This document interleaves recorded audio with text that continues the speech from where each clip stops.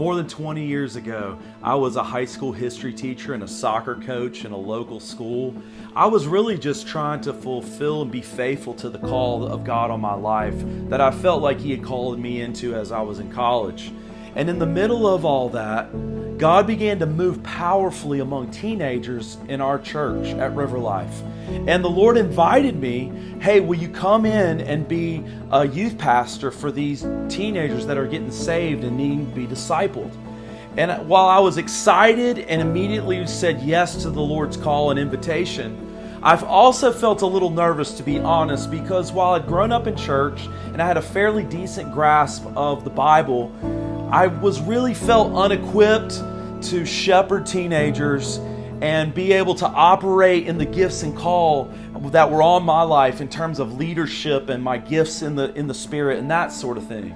Fortunately, that same year, our pastors began a small little school of ministry that just met once a week. And so I started pastoring, but in the middle of it, I was also able to go and get trained and equipped in sound doctrine, practical spiritual leadership, prophetic leadership, also just knowing how to operate in different scenarios.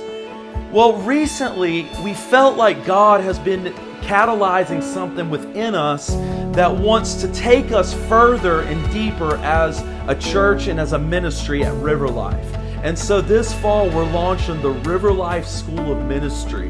And it's going to be another version similar to what I went through, in which you'll get an opportunity to receive training in biblical doctrine, in practical leadership, in the prophetic leadership that God has put on your life. And so what we want to do is freely we've received, like Jesus said, freely want to give away.